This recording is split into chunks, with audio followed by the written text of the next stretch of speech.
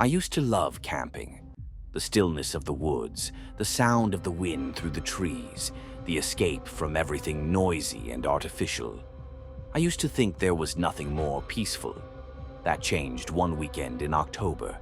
3 friends and I, Liam, Chris, and Jordan, decided to camp in a remote forest area in northern Washington.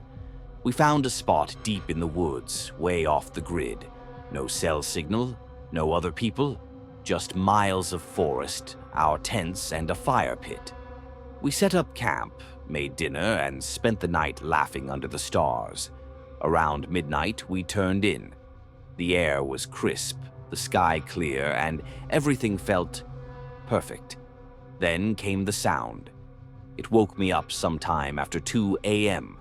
A soft crack, like a stick snapping underfoot. At first, I thought it was an animal, deer or maybe a raccoon. But then I heard another one, closer, deliberate. I sat up in my sleeping bag and held my breath.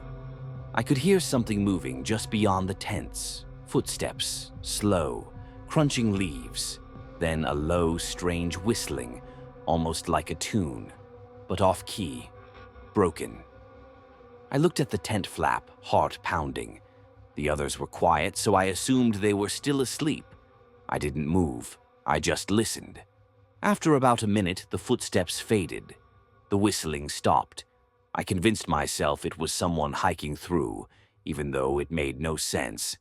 Who hikes in the pitch-black woods at 2 a.m. without a light? The next morning, I mentioned it casually. The guys laughed it off. Chris said I probably dreamed it. Jordan joked it was a forest ghost. We moved on. That night, everything felt different. The forest was too quiet. No insects, no wind, not even birds. When we went to sleep, I kept my pocket knife next to me, just in case. And again, around 2 a.m., the footsteps returned. Slower this time, heavier. This time, everyone heard it. I could hear Liam whispering, "Is that a bear?" But it wasn't a bear. Bears don't whistle. And we could all hear it now. The same broken off-key tune, echoing softly through the trees. Chris unzipped his tent and shined a flashlight outside. Nothing, just trees. But the sound stopped immediately. We stayed up the rest of the night, talking quietly, listening. At dawn, we found something that made my stomach drop.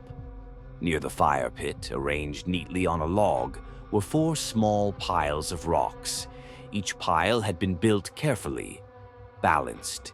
Each one had a strip of torn fabric beneath it, and each strip matched one of our jackets. No one slept the next night.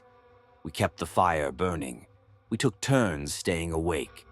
We debated hiking back, but the nearest road was 10 miles away. We figured if we left in the morning, we'd be okay. But at 3:13 a.m. exactly, something changed. The whistling came back, closer, right behind the tents. Jordan screamed. Chris burst out of his tent with a flare, shining it in every direction. And then we saw him, just for a second.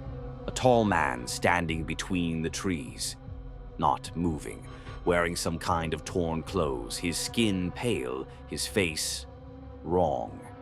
His mouth was open too wide, eyes black like pits.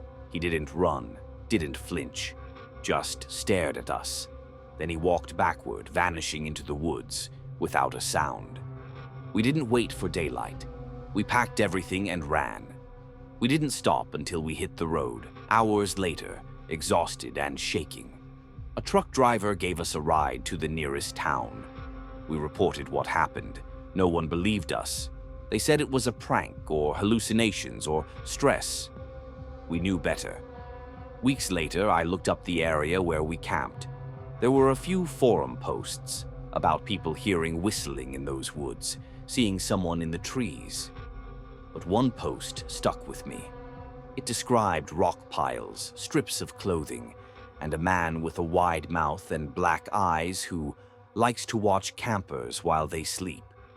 It ended with this warning: if you hear the whistling, don't move.